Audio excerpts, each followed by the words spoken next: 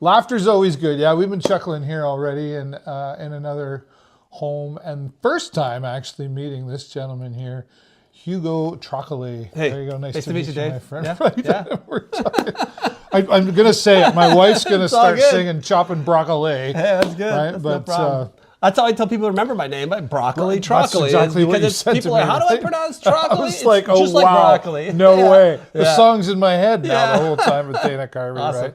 Thanks so much for having me Yeah, no here. problem. Thanks for And coming. yeah, we kind of met online, you know, we kind of Yeah. bumped into each other online and kind of, I think we had, you get a vibe sometimes from people, I think, and I was like, boy, that guy right there, I really need to, so here we are. Cool. And you've only been in Sarnia like about 3 years, I think. Yeah, you said. 3 years. From my wife and I are from Burlington. Okay. So basically during the pandemic, my wife was kind of had enough of her job and was kind of burning out in it, actually. What was that job? She was working at McMaster University Okay.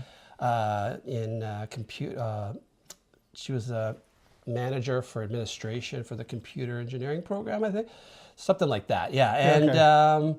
but you know, she had a lot of responsibility and she was really great at her job, but just sort of hit a point and we were kind of looking to make a bit of a change. And you know, the pandemic was happening and it was just a crazy time, as we all remember. You know, Longest 2 weeks ever. I know, eh? But anyways, we got through it. We're here, right? Did you? Let's talk about that for a Yeah, minute. yeah. Was that?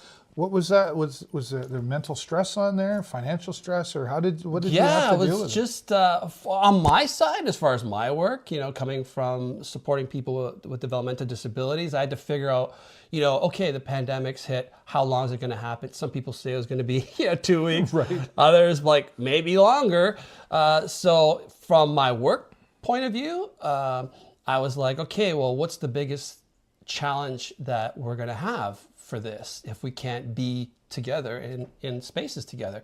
And so I was like, okay, well, we're not going to be able to be in the same space, so loneliness is going to be a big issue. Right. So I come from a background of some technical things, and I'd played around with Zoom before the Right. pandemic even hit.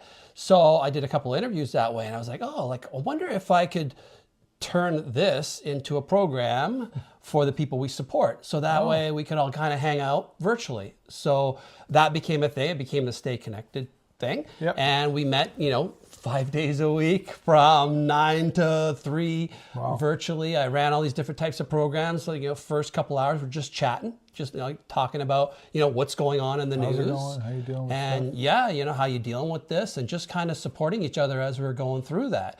So that was what happened there for me in my work end. On my personal side, my wife was sort of, you know, finishing up with her job. She was kind of like burning out, just wasn't like her thing anymore. And I was like, you know what? I need you to be happy. Yeah, you might be sacrificing some things financially in that situation by leaving that job. It was a really good job. Yeah, right. But it was kind of like, you know what? I support it 100%. Whatever you need to do, we'll do. And so her and her mom still lives in Sarnia. They've been in Sarnia since like maybe the 60s. Oh, so they've been okay. here a long time. So that's your Family. connection to here. Yeah, yeah. Okay. So this was the house that she grew up in. Oh, nice. So mom was like thinking about moving and downsizing. She was getting a little up there. So I was like, okay, cool. How about, you know, we never asked, but she offered. She said, would you consider buying this house? And, you know, we were already looking around at other homes. We actually looked at the neighbor's house. Oh, is that right? Yeah, yeah. And I guess mom kind of realized, oh, I guess they're pretty serious about moving out here. So she kind of proposed that. So we worked it all out, and here we are. We can still have our family Christmases here, and you know, all the family dinners and the family get-togethers we can still have in the house. It feels like, well, I guess it is home, right? Yeah, you know, yeah, for, it's home. for your wife too. She yeah, and it worked out for everyone, for the whole family. For her, she's got another job now. It's Lambton Health. Oh, okay. So doing stuff there, she loves it. It's really, it's different work from what she had done before. Yeah, I was going to say that's quite a shift. Yeah, and it took her a while to kind of get some work, which is surprising because she's very qualified, but she's connected now. She's working part-time, she's not full-time. Like getting a full-time job now, like who knew it would be such a challenge, right? But anyway, she's doing it and she's good. So, but anyways, so yeah, so everything's kind of cruising along pretty good now. Yeah. So you were in. Well, who's this? We got who's this here? Lois wants some belly rubs Hi, here. Lois. How are you? Lois is a bit of a senior cat. Yeah. But Friendly. I'm surprised. Like sometimes she gets scared and she runs away, but she obviously is okay so with I'm you. a good guy then, am I? Yeah. Okay, I got the approval. That's good. So Lois, you're famous. So But, you came yeah. here like you were working with community living out of Oakville, right? So community living Oakville is where I still work, but I work in a communications role now, Right, which yeah. I'm able to do remotely. So I'll go into town for special events. Like if we have a big fundraiser, like our golf tournaments, or we do a food truck Friday thing in the summer. Oh, yeah. We just had our 70th anniversary for 70 years of supporting people with developmental disabilities. So that's nice. a huge milestone for the agency. We just had a big party for that. So I go into town for those events, film as much as I can, and then create reels and social media Oh, okay, for nice. that. Yeah. So I'm big on social media, and that's what I'm doing for the agency now. I'm basically trying to create stories. Could you help me? Of course, I'd be happy to. Yeah, yeah. I've been doing it a while, but No, I see your stuff. You're doing great, man. There's times I'm just it's a lot of work. Though, Oh, yeah, I know. I definitely right. know. Like Yeah. it's still. I don't think people realize. Sometimes they go, oh, can I hire you to this and that? And it's like, I really can't. Like, you need to hire somebody full time to do that for your business or your organization, right? So, how did you learn that social media thing? Was that a self-taught, or did you take A lot courses? of it very self-taught. I just sort of like as soon as it came about, like so back in the day, I was doing music and stuff, and I was right. in a band. And what'd you play? I played keyboards and sang. Okay. For a few different bands. For the one band, I was like keyboards and sang, and I wrote all the music. And the other band was more of a pop punk band. I was doing more vocals and keys. Not doing that anymore? Not really. There's a lot of musicians out there. Yeah, there are, and I'm friends with some, and I still love, the whole music scene and stuff like that. But I'm not really, I don't know. I make my own music for fun, but I'm not as driven maybe as I was in my younger years to do as much. And I don't really like to go on the road and to be away from home. I like sort of my lifestyle. You could now. hobby it, right? Yeah, and I do. And I write music on my own. And with all the tools available now, it's very Right. easy to put together music and, kind of do from beginning to end every aspect of music. And I love the production end. I've always been a fan of the behind the scenes production. Not really like into doing the live stuff as much. I like the production end of things. Cool. I love shaping things and making things sound great or look great. So that's what I like to do. But sorry, what was the... we just got talking about community living. And community living. And then brought, here you're working remotely and the social media. Yeah, how I came out. So the social media stuff, I'm not. I remember where I was going now. So basically, the music stuff is where I started to take advantage of the social media. So as MySpace started, remember MySpace? I think I still have a MySpace account. Does that somewhere. even still exist? Yeah, it actually does. Does it? I don't know who uses it, but I couldn't tell you. But it's still there. But anyways, I started with using MySpace to kind of put our band's profile on. Yeah, and that's what it's mostly for now. Book gigs and stuff like that. So that's when I really said, here's a free platform to kind of use to kind of promote our music. Yeah. So then Facebook came around, and then LinkedIn, and then TikTok or Instagram. I don't know what the order was, but all those different platforms. So I kind of take advantage of all of them, and YouTube, of course, and kind of put our stuff out there to kind of promote whatever projects I'm working on. And now I'm mostly doing nature stuff. Yeah, well, it's like... I know there's a lot. No, this is what I like though. Like, and that's kind of why we connected too. I was like, wow, this guy's really eclectic. He's going, because you did mention the music and the production stuff. Even when I came here, before I came here, he's like, do you need some lighting? I got 3 cameras we can set up. And I'm like, no, you're going to make me look bad if we set up 3 cameras. But so I know you really enjoy that. But talk about birds. Oh man, are you sure? Yeah. So or cats or whatever you want to go, but I know you talked about. I guess I could tell you where it sort of came from. So my dad was big into nature. Like when we were kids, or when I was a kid, my dad and I used to watch Mutual of Omaha. Remember that show? Yeah. Where'd you grow up? Stony Creek. Okay. Nice. Hamilton. Yep. So we used to watch these nature programs. My dad used to take us out on hikes all the time. We were always big on wilderness and that kind of thing. He passed away in 2003, and then I met my wife a few years after that, Carrie, and she was a big birder, but like really into like sort of like actually, you know, identifying the birds and listening to their songs, and you know, more of the I never really paid deep attention to them. I was just like broadly into nature. But then when you really start like looking at all the different types of birds that are here and different times of the year that they're here, like now we're in winter. My dad had a book and he had binoculars. He just watched. Oh, okay. Bird watched. It doesn't surprise me. So that's another huge thing about Sarnia that I love about Sarnia is it's great for birding. Like it's a part of the there's migration. quite a bit around. Yeah, the migration route. If you look at that Facebook group, You Gotta Love Sarnia, a lot of photos of nature, wildlife. I've lived here all my life, Hugo, I'll tell you, and I've seen some pictures show up there, and I'm like, you found that where? Yeah. Like that, like I had no idea. Yeah, and there's some really rare species that come through here. Yeah. So that was another bonus about moving out here was like, oh, wow, we get to go to a place and we're right on the birding migration path. Plus, we're not far from Rondo and we're not far from Point Pelee, which are like the ultimate birding spots. Yeah. So it just kind of like made sense to kind of come out here, and it got me even deeper and deeper into birding. I've got feeders out the front, feeders out the back. We should go for a look around if you want. Yeah. I'll show you. I've got different types of feeders for different types of birds. Like just today, we had maybe 7 species in the background. Wow. Red-belly woodpeckers, we'll take some B-roll juncos. For sure. We got nuthatches, white-breasted nuthatches, red-breasted nuthatches. I'm not sure if you're familiar with all of them, but I've heard the names, but I know what a blue jay is. Yeah, and I know what blue jays too. And I know what my dad used to talk about black bib sparrows. Bib sparrows. And he said they're just an evil bird. They'll take on a blue jay.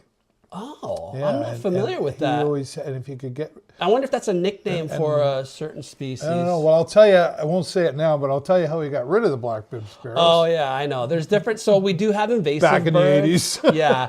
No, there's people that still do it. There's invasive species that are around, like house sparrows and starlings. Those were brought over here from England, and they kind of compete with our native birds. Okay. So people do drastic things to get rid of them. I always found it interesting too that if I recall that it was like you have a birdhouse, but the birdhouse has to face a certain direction. Yeah, there's a few things. It's like you don't just hang out up a birdhouse. Yeah, there's a part that's part of it, but another big part of it is the size of the hole. So if the hole is like an inch, then a house sparrow, which is invasive as well as a starling, can't fit in there. So I had this issue in the backyard, actually, in the summer, where we have house wrens. I don't know if you know of a house wren. They make a lot of singing in the summer. They're a really loud bird, beautiful, little.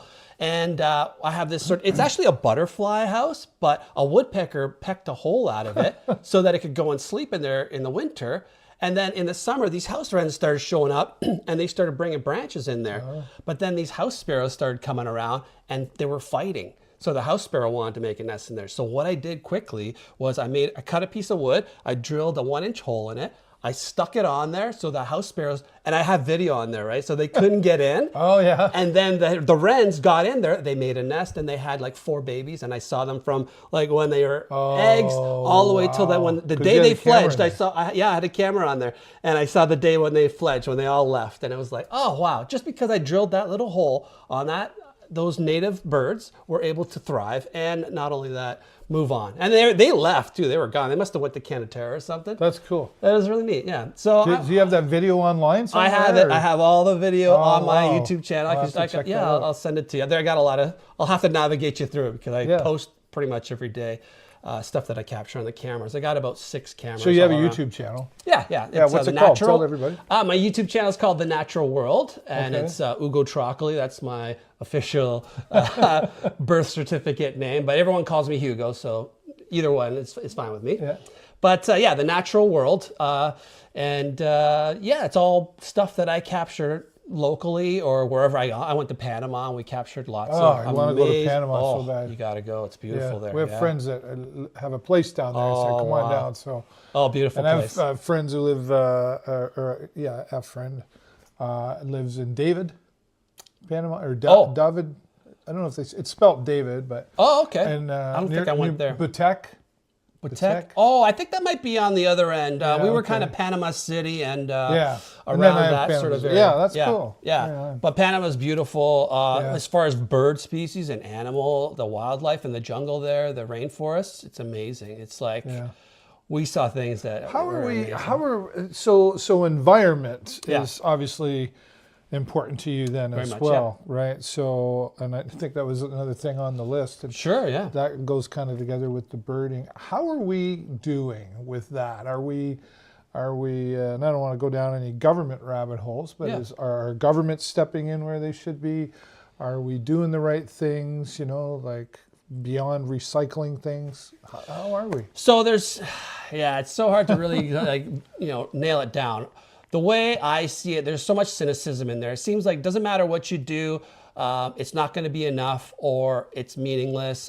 There's people that completely deny that the climate's changing. It's all Al Gore's fault. Yeah, like you could always sort of pass the buck, but things are happening. Bird populations are declining, and bird populations are an indicator of how healthy where we're living is. We are living organisms. Right. If these sort of creatures aren't thriving, then that means our air isn't as clean as it could be to kind of keep us healthy too. Our earth isn't healthy, our water isn't healthy. So it's all kind of tied in, right? So I think that we could always do better. I think some people think that it's kind of a hopeless sort of thing, and I feel like a lot of that locally whenever. But if the birding is popular around here, and I'm just because Chemical Valley's like right there. I know, right? So that's kind of why I asked the question. I mean, I'm part of Bird-Friendly Sarnia, which is kind of a local volunteer group. Okay. We're associated with Volunteer Canada.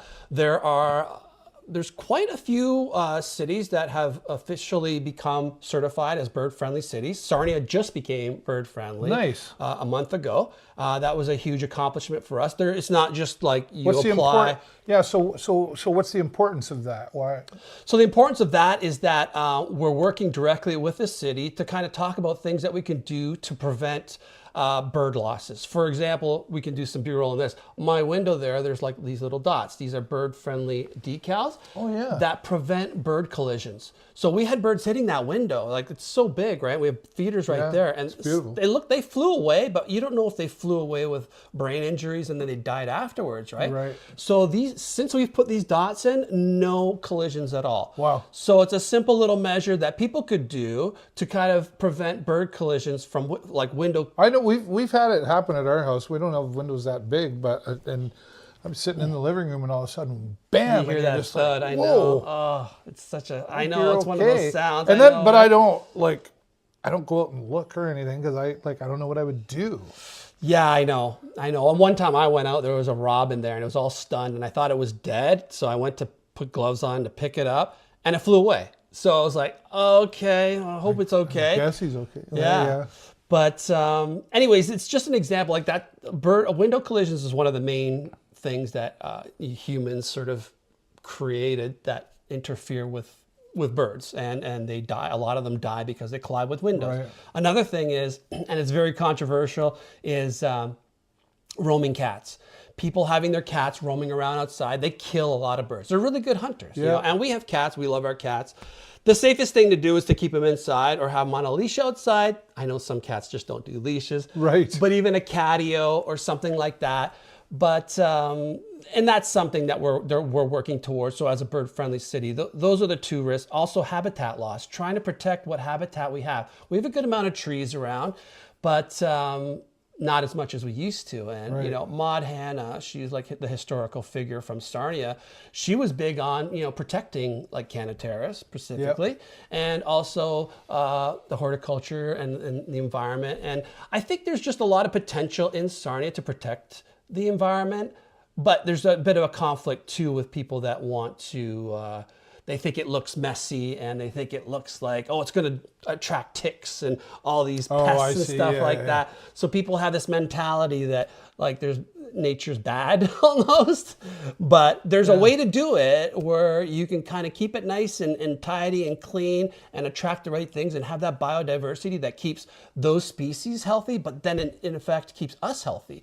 So that's why I'm big on that, and that's why I'm volunteering with Bird-Friendly Sarnia. Are there a lot of like, what would be the size of the members of Bird-Friendly Sarnia? Oh, we're a small group. We have about, so our group is actually maybe 6 volunteers, but then during different events, we have other organizations join us. So we have Lambton Wildlife. We're part of their. Oh yeah, okay, nice. We're part of Friends of Canatera with Brenda there. We're friends with Lynn Eves from Blue Water Center for Raptor Rehabilitation. She does amazing work there, rehabilitating hawks and owls. And I haven't heard of that. she's amazing, Lynn Eves. Okay. You should talk to her You're next. next. Lynn, she's super shy. Hopefully she'll do it though. She's great. And I'm a big supporter of her. I mean, even the Humane Society, I'm always supporting them. And there's lots of little groups around that do really care about nature and want to do this. Salt Haven is not exactly local, but they help injured animals too. Climate Action Sarnia, I'm not sure if I'm saying that. There's Climate Action. There's another group that do things, and they also collaborate with the city to kind of talk about nature. And it's nice you have that city support there as well. And that's a big part of as well. That was a big part of getting certification. Is we have to have like the city have to meet certain criteria that we send back to Nature Canada, and once we meet a certain amount of criteria, we get like basic level of certification. Which is so then, what does Nature Canada? So you've got the certification. What does Nature Canada do for you, a local group? So they support us like with social media stuff. They also provide us with all the information with what a bird-friendly city is, what kind of things you could do. If we're doing for the migration every May 12th. I forget exactly, but that's the big migration day. We have a special event, Migratory Bird Day. We had the mayor out. We do announcements there, and we have kids come out with we let them use binoculars. We go birding. It's really cool that you say that because and congratulations on that. I guess success from the group. Thanks. Yeah. You probably know this, but for those who don't know, you can go to your local library now and check out binoculars. Yeah. And snowshoes, and there's a whole kinds of. I think even kayaks, if you can. Really? Yeah, you can. Oh, that's so cool! I'm gonna do that. So, but that just goes back to the point though of having that accessibility to that. I've still got my father's binoculars, and I don't think I've ever pulled them out to check out a bird. I check out the squirrel in Migratory my backyard. Bird Day. You'll come out to that. Yeah, no, I see it. But see, that's I think that's important. The environment side of things, like I mean, it's nature. What's bad about nature? I mean, it goes around in a circle. This one eats this one, but that's just the circle of life, right? Yeah. But it sounds. I remember my dad had a book like this thick on birds, right? So I would say though, there's probably a connection to people with this and relieving stress, and it's calming. Big time. Yeah. Big time. I mean, it's been proven. There's so many studies behind this. I think even recently, Halton, doctors are prescribing nature, like to go on a nature hike, to get like a pass to a record, like somewhere like Canatera, to go around and go with a camera and just kind of walk around and be in nature is very therapeutic, very mindful. If you can kind of just sort of... And it's free. Yeah. That's the funny thing. It's free. Not to go back to a negative thing, but the pandemic, for me, if it wasn't for Canatera, if it wasn't for my ability to be in that free space, I would have been a lot more troubles mentally, because that was a hard time for a lot of people mentally. Oh, sure. And for me, I was like, we can't do much, but at least I could do this. Yeah. And I'm like so grateful I could do that, and it strengthened my connection, and I really saw a huge value in that. And I'm like, wow, during the hardest time, I think, when we were in Burlington, we saw a lot of people out on hikes during the pandemic too. Like it was jam-packed with people. And that was kind of a nice thing to see, people getting out there and embracing nature during a time when it was very stressful. It was like, what do we do? We can't do anything. We didn't even know if we could go out. Yeah. And go for a walk in nature. Right? Yeah. But I realized that quick. That's one thing I could do, and I did it a lot. I got a lot of steps on yeah, that's good though. Yeah, it was great. Very healthy for me. So very healthy, yeah. Yeah. And then, so is there any like I could see, obviously, this is a bad example because it's wintertime and there's nothing. It's 7 degrees out there right now. Yeah. But people who are in I call them nursing homes or retirement homes or whatever, that they once they're in, they get kind of disconnected from the community, right? Getting them out and somehow and getting them around this kind of thing, is that something that would? Yeah, that sounds great. I support people with developmental disabilities. A lot of people in our agency are seniors now, and the good thing is the world is becoming more open to accessibility and to finding ways to let people that might have mobility issues to kind of get out. Like even at the beach there, they have that little pad. Yeah, so right. if people have a walker or a scooter, they can get down to the beach. That's great. We need more of that. We want to make sure that, especially our seniors who are probably pretty lonely, they don't want to be sitting in that home or whatever it is, just like twiddling their thumbs. They need to be active and engaged for their mental keep the mind health working. And so my mom's a senior. I always encourage her to get involved with the little activities that they have and stuff like that. And is she in Sarnia as well? No, she's in Stony Creek. Oh, okay. So she's still in my hometown. Right. Yeah. So you get there often to see Yeah, Mom? I was there for the holidays. Just there recently. We went to the lake. Do you know much about that area? Or? Tiny bit. Okay. It's Well, near we did water. It's near Lake Ontario. That's basically where I grew up. Yeah. So Lake Ontario. Actually, and I think now I I'm have a stepbrother that lives that way. Yeah, I'm pretty sure I know. Yeah. Where it is, Oh, there's another Stony Creek here, which is not the Stony Creek that No. Okay. That's right. You guys know the difference? I'm not Yeah, sure yeah. because every time I drive by that Stony Creek, I'm like, I wonder if people think this this is the no, Stony Stony Creek. Point. No, isn't it called Stony Creek? Like right there's past Blue Creek. No, it's not like. It's like a residential area called Stony Creek or something maybe. in Brights Grove. Oh yeah, yeah. You know what I'm talking about? Yeah, There's a sign. There is. Yeah, no, I don't think of that. That area is not called Stony No, Creek? that's just the name of the neighborhood. It's called Stony Okay. Creek. Yeah, I forgot about that. Yeah, but every time I see that, I'm like, oh wow, I wonder if people are going to think that's where I'm from because it's pretty close compared to where actually I'm from. What was life like growing up as a kid? Like, you're a pretty exciting guy, and Thanks, were man. you always just happy and busy? Always That's happy. a compliment. I'm not always happy. No, I appreciate it. Yeah. I think now I'm at a point in life where I'm really focused on gratitude because I know gratitude is the key to happiness. So I really try to be grateful for everything I have. I have a home and I have cats and I have a wife, a great wife, and I'm very grateful. I'm very lucky. I realize how lucky I am. Every day I wake up, I'm like, wow, this is so amazing. Yeah. Growing up, I guess I grew up in Stony Creek. My father, he's passed away now, but he was Italian from Vallo della Lucania in Italy, emigrated to Canada. My mom was from Glasgow, Scotland. Actually, she was from How did that happen? I know, right? So I'll tell you how that happened. ahead, My mom will appreciate this. This is Yeah. for mom. So my mom was a registered nurse at Hamilton General Hospital, and my father came over here because his brother was here already working on the building railroad tracks and stuff like that. So my dad needed some work. There wasn't a lot of opportunities in Italy at the time, so Canada was the place to go. Right. So he came over. My uncle got injured or something in the hospital, and then my Zia my mom was the nurse taking care of him, and my Zia you should meet his brother Eugenio. He just came over here from Italy, and they met. They went out. I don't know much more than that, but I guess it worked out. They got married. I was the firstborn. Then they had my sister after that. We lived in Hamilton, moved to Stony Creek. Wow. My dad worked in the steel factory. My mom was a registered nurse at Hamilton General. She's retired now. My dad, like I said, passed away in 2003.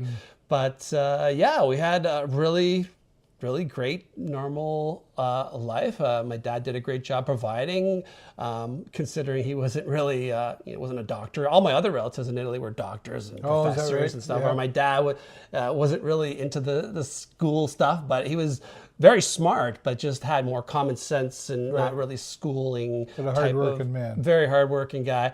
And did a good job. He was great. Really Who was the grateful to have him boss? to- Was it mom or was it dad? So it depended on what it was, right? Yeah. So for figuring out house finances or buying a house or something, my mom would sort of run that kind of thing. But for actually for Discipline? cooking, my dad was big on Really? cooking. He's a great Did you cook. inherit that? Did you? Are you? Not you really. cook? No? I'm not much of a cook. I burn water. Yeah, I'm probably the same with that. Not much of a cook.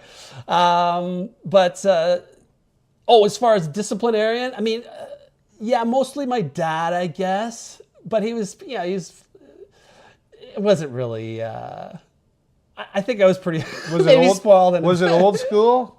It's like it was a mental intimidation thing. Oh, okay. So this is what my dad would do. My dad had, they went to Florida one time. I had this big paddle. It was like one of these paddles. Like if you're bad, you're gonna get spanked. But I never got spanked with it. No. But the thing that my dad did that was really clever was I had video games, right? Like I had in television. Remember in Oh television? my gosh, yes. Yeah, I had Coleco? Coleco, all those things. So I had in television, and if I did something, I don't know what I did, but if I did something that required some discipline, he would hide it. So that was my punishment. I would lose that thing. And so that was like, I thought that was pretty clever. Like he figured out like what I really liked and got rid of it instead of any sort of like physical discipline. Right. I mean, there was the odd, kick in the butt or whatever, but nothing nothing major, No paddles for real. No paddles. It was a psychological Fly warfare swatters kind of thing. Yeah, that was how they got me. But it worked. That stuff works. I mean, and I don't think it was bad, No. I mean, who knows? Back then, if you compare to now, how to raise a kid and discipline a kid to back then, of course, you're going to be like, oh, that's not appropriate. That probably caused some trauma. But I think it turned out all right. I have my flaws. How do you think? Let me ask you that question. Have we gone too far with?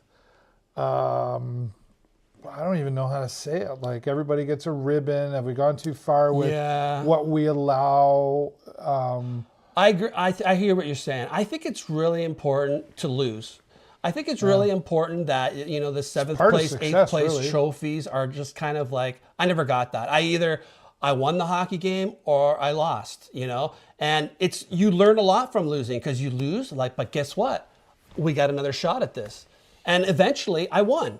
And then when you win, oh, wow, that's great. Can we win again? Oh, no, you lose. And then you win. And I mean, I think it's really important to kind of lose. I've lost a lot I played sports and baseball and hockey and volleyball. And we've had some great victories and some huge losses. But overall, now that I play my beer league, I kind of we got creamed 9-4 the last night.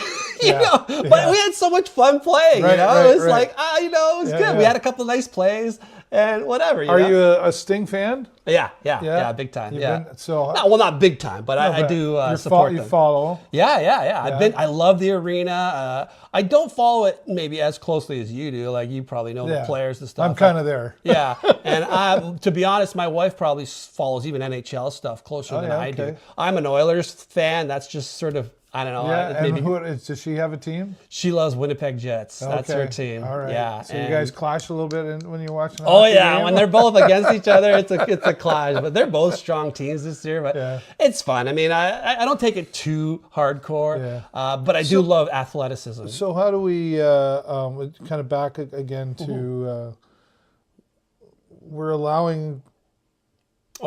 Too much to. I don't even know how to say it. We're getting away with too much, or okay, don't do that, or we're not scoring the soccer games, or we're. Does that make you nervous as far as the next generation coming up? I guess the question is how much of it is actually that. Like how much of it is actually overly. Cautious, and I mean, you don't want things to be dangerous. Like if you think about it, we grew up in the 80s, right? Yeah, I get it. We had a trampoline in our backyard. Yeah, when we went away on vacation, the neighbor's kids came over and played with it. Yeah, and jumped in the pool. Yeah, and lawn darts. Come on, lawn darts. I know we lived very dangerously back then, and we survived. I mean, I'm sure a few didn't, and that's why they don't have those lawn darts anymore. Shooting the arrow straight up in the sky. Shooting BB guns at stuff, and oh man, I mean, we did all that kind of stuff. And in hindsight, I'm like, how do we survive it? But yeah, maybe. But all it takes is one person to kind of get seriously injured in that, and that's why those lawn darts don't exist anymore, and you can't do those things. And has it gone too far? I don't know. I mean, there has to be a little bit. Life is risky. Life has to be a little bit risky. You want to do it safely, but you have to have some sort of, you can't just be like be safe all the time. I don't think that's healthy. Well, failure, I say it quite regularly on the show, is failure and success are actually friends. Oh yeah, they're not opposites. I agree. Right, and that's not. I don't know. I just like to hear. Yeah, no, it's very true. I mean, I never got need to allow a break. I felt like it's like. I was, even my dad, like, you don't have a job? Too bad. You have to go work hard. You got to go figure it out. If you don't have any money, I guess you don't buy stuff. And unfortunately, money isn't everything, but it's up there with oxygen. Yeah, definitely. You need it to live. Yeah, and I don't want to focus too much on money. I'm not one of those really driven to kind of have a full bank account kind of guy. I just want enough, and I want to do important work that I could say that, okay, I did my part while I was here, and I feel like I've done a good contribution before I, had a... Give back into the community. That's important, right? Giving back and supporting the underdogs. I'm always like, that's why I support people with developmental disabilities, because I really feel like they don't get a fair shake and a good opportunity to prove their skills that they have. Sometimes it takes a while to figure out what it is, but they all have something special that they can bring. And I like kind of finding that and highlighting it and giving them opportunities to kind of be heard. Because a lot of times they're just sort of tucked away. Well, let's talk about that a bit, Hugo, because I think when unless you raised a child with developmental issues, when we come in contact, whether it's at a hockey game or we're just walking down the street, I think a lot of people get uncomfortable. Yes. And they go, like, I don't know how to react, or I smile a lot. But we smile maybe more than I smile if I see you. You know what I mean? So, like... I do understand that. That's a thing, right? It is a thing. And I'm always thinking about that, because when I first started, that was my feeling too. I didn't know a lot about people with developmental disabilities. I supported this one guy named Peter, and he couldn't really speak. He couldn't use verbal communication like you and I do. And I was like... he was working on writing his name, and he was like 20 years old. So, he never had an opportunity. He never got there. And so I was like, I found in the basement of this, there was like a free table. Okay. And there was this one of those, it's like an Etch-a-Sketch. Oh, yeah. Was it an Etch-a-Sketch? I think it was an Etch-a-Sketch or something along similar where you write and then you can clean it off. Okay. So I brought this in, and I found it, and I said, okay, I did the lines, P-E-T-E-R, like just dashes, and like P-E-T-E-R, and I got him to write P-E-T-E-R, and just kind of even hand over hand some of it, and we just worked on it for weeks. And this was me as a volunteer. And then it was like one day I came in, and she's like, oh, guess what? You got to go see what he wrote. And I look, and he wrote it before I even showed up. And I was like, holy crap. Did I just teach him how to write his name? Yeah. I was like, what, really? Like, yeah, and he was so happy, so proud. And it was that little moment that kind of hooked me. And I was like, wow, I could do something and have that kind of an impact on someone. And then I was like, oh, with my production background, with my video, I can maybe bring all that to this field. And it's a bit niche, but it's kind of like, okay, maybe I can kind of bring more. And every year I'm like, oh, I'm going to bring even more like of what new tool I found that I can bring to enhance awareness to this population, and to like also look at, that sort of uncomfortable thing. How do we... I think people need to understand there's so many, like obviously there's a wide spectrum of just autism, but even just disabilities. There's Down syndrome, there's cerebral palsy, there's various aspects of autism. Some people are verbal, some people can't use words, some people, so there's such a variety, and that's why people are not sure of how to be with them. But generally, if they're there, you can maybe see if there's a support worker there, and like if I see someone with Down syndrome, I just automatically, I'm just like, I just want to give them a high five. So I have to hold back, because I know, generally speaking, they'd be open to a friendly sort of high five or something kind of like, hey, how's it going kind of thing. Like, I feel like I can approach people with developmental disabilities better than a neurotypical. Sure. That's where I'm at now. So I think I wish more people would get to that point where they'd be like more open to kind of just don't feel uncomfortable around them. Just kind of, I don't know, just be natural, right? Just be natural, and don't be pitiful.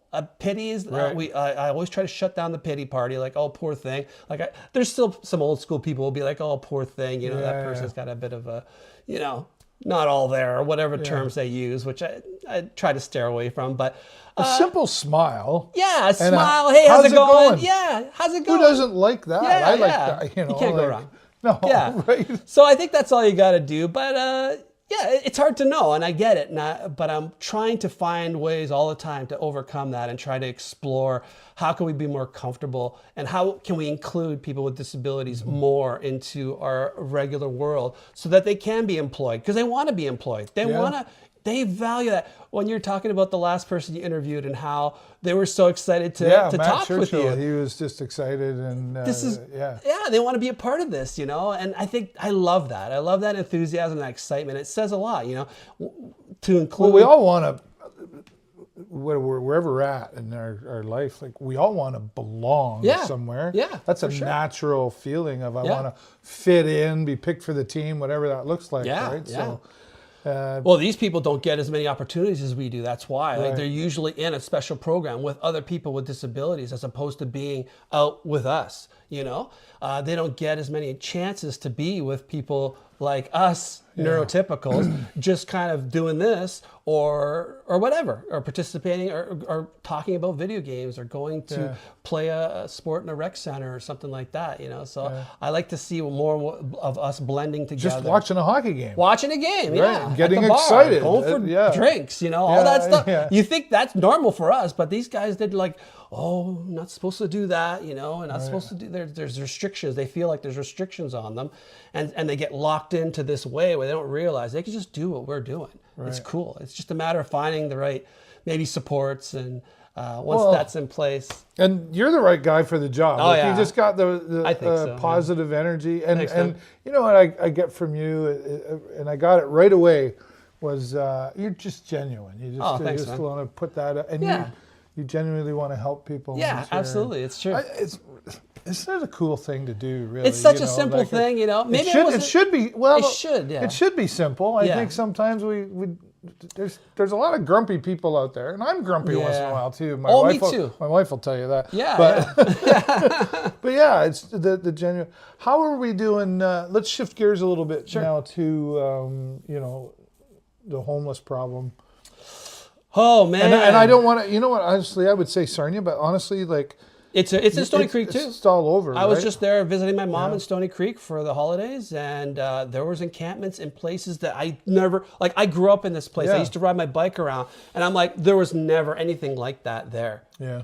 And just over the last couple of years, there's now people living in tents there, or whatever the contraption is. That I'm like, what? They're living there? That was like, I've lived in Sarnia all my life, and I never saw it. Yeah, you wouldn't have seen. So it's the same thing, right? Yeah. It's just since the pandemic or the end of the pandemic, all these things started happening, right? You think it was the pandemic that caused it? Well, maybe not. You know, sooner? I think maybe like if you look at like the whole world was affected. A long time coming, right? When things are shut down, like obviously a lot of things were affected. A lot of trade and finances and. I think mental health definitely took a dip. Like I felt it. I don't know if you did, but I felt like, wow, if I'm feeling like this and I feel like I'm pretty mentally strong, like I know what to do to take care of my mental stuff, which is to get out, exercise, move my body. If I don't, that's when my mind starts getting all dark and negative and stuff. But I know what to do. I have to be physically fit and I have to be out in nature. And I know what my therapy is for me to kind of get through that. And also just like mentally telling myself everything's all right, I'm alive, be grateful, you know, blah, blah, blah. But yeah, it's probably a part of it. I know it's got to be, right? There's probably, you know, if you would probably say, well, I don't know the solution. A lot of people go, I don't know the solution. But there's a lot of pieces to that, right? Mm-hmm.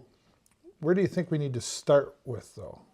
Like, is there somewhere? So I always try to look at the one thing I always try to do. I don't know if it's right or wrong, but I try to look at where have other places been successful with finding a solution to homelessness. And there are places that have done that. I have a friend who I did music with. He lives in Finland, and I just did a show in Finland a couple of years ago. It was like so cool. But they've got a homeless situation figured out. You can't be homeless there. You have to be put into a program. You get a home. And you have to take a program because anyone that's, you know, got like addiction issues, like, they don't want to be. I mean, some people might say, yeah, they want to be addicted. I can't imagine anyone wanting to be addicted to a harsh chemical and be reliant on that and not being able to make, good decisions because you're on that and you're desperate, and when you get desperate, then you do bad things and people get hurt. And I mean, it's right. It just never ends up well. Yeah. And that becomes a cycle after a while. Yeah. Too, right? And then they got to hit bottom. And then on top of that, people are like, oh, it's on you. You're not being accountable enough for your own life. And they're just pushing them when they're down. I don't think that's good either. So I think the Rainbow Park is like a mirror. In not just Rainbow Park, but also in Stony Creek and every other, Toronto and all the other places that are dealing with this issue. Yeah. But we need to look at where are the solutions, or what sort of ideas have been seems to be working. Yeah. And from what I've seen is you have to house them. That's the first step, because if they don't have a place, then they're not going to be able to get all the other supports that could potentially take them out of it. Now, yeah, it's expensive, but what's more expensive? Like, in the long run, Yeah.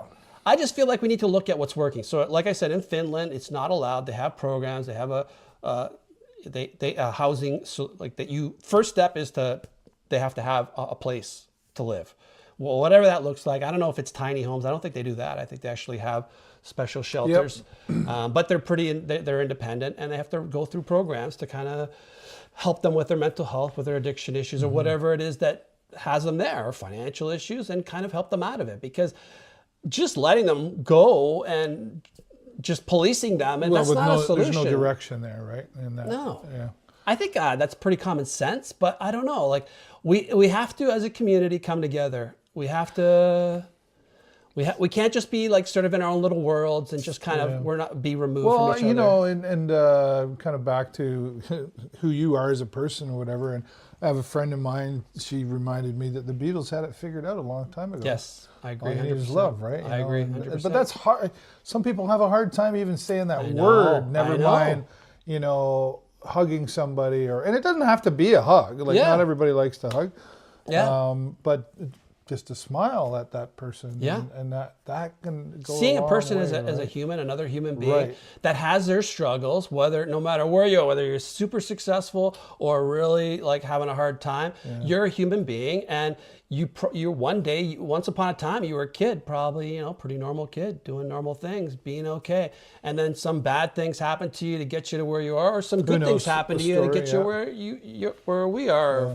Well, I know people have said to me, like, I've had situations where I've helped somebody out and given them a ride or whatever. That's cool. And I just do it because it's right in front of me. And somebody said, well, you can't save the world. Maybe not, but I can save the person, or I can at least help the person right in front of me have a better day that day. Yeah. That tiny thing that I was late for. Yeah. Big deal. Not a big deal, because that person there that just got help to Absolutely. whatever that looks like. Right? Random acts of kindness. Don't hesitate to kind of jump in. I think we all need that. There's a lot of people someone. We could be all reminded of that. Yeah, Random I agree, acts of 100%. kindness, pay it forward. All that stuff. Yeah. I mean, if we did all that, like, it would just be. I think when you start to kind of understand other people, whether they're like from some sort of minority group, whether it's like a different type of religion or a different type of sexuality choice or a different type or someone in poverty. I think once you kind of like have a one-to-one, you kind of realize we're like we're all looking we're all for the together. Same thing, aren't we? Yeah, we're looking for the happy life and whatever, right? But we're not here forever. And I mean, like, if we can we, like, if we can make it good for ourselves, we can make it good for others. I think that's what humans love the most, is doing those random acts. Like, don't you just feel good? It costs you nothing. You do something for someone else. Absolutely. And it just like fills you up with so much joy when you can like do something for someone else. Like, I went to the Humane Society there and I bought a calendar to support, the blue water raptor, because they're rescuing hawks and stuff. I felt so good doing that. I was like a $10 calendar, but I was like, oh, I'm helping. I'm helping these organizations that, are full of volunteers that are just like care for animals and are trying to do their best. And same for people. If you could help someone out there, I don't know. Like, there were some people coming here and they were going through our recycling and picking out cans and stuff. And I was like, oh, that's kind of strange, but like, what do they need? But then there's always the question, like, how far do you go with it? Like, how open do you want to be? Are you going to be too, like, are you helping them by? Well, it's a fair question. Like, okay, like you talk about, building housing and helping also, but how far do you go? Yeah, right. There has to be a line because you got to finance it, like you said, and then there are those that will take advantage of the system. But we've had systems in place for years that there's always going to be a couple that are going to take advantage of the system, and that's just. But overall, are they mostly taking advantage or just? Yeah, I would say most don't. Yeah, and hopefully, but I guess it's kind of like we need to. Who knows? I mean, this is like the big question. It's not, whole other interview. Yeah, but this is everywhere, and it's definitely not just isolated to Sarnia. Sarnia has their little issues, but I think there are places that have solutions that we could implement here to make this Sarnia better. And I think we could be even innovative here in Sarnia. When are you running for council? I know, right? That's a scary. Have you been asked that before? Does anyone want to? Not That's a scary place. I don't even. Yeah. There is so much like going on there. But it's a good point. Without talking about any of it, right? Like, it's a good point. It's not an inviting place to want to go.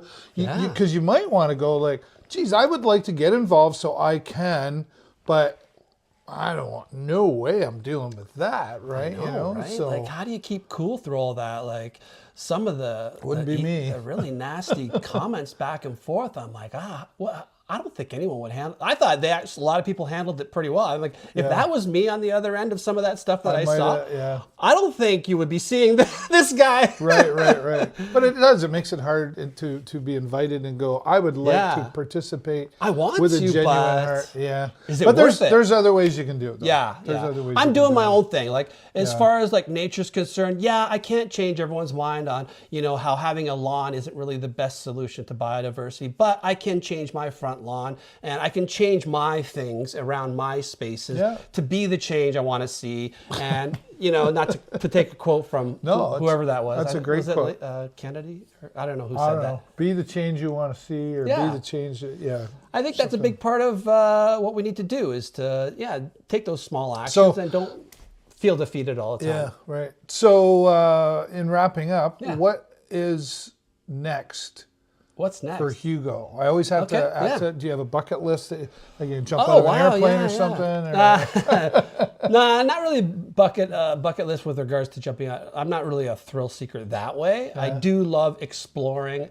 I do want to see good things happening in this town. I want to see like the people that are hurting and suffering. I want to see them doing well and doing better.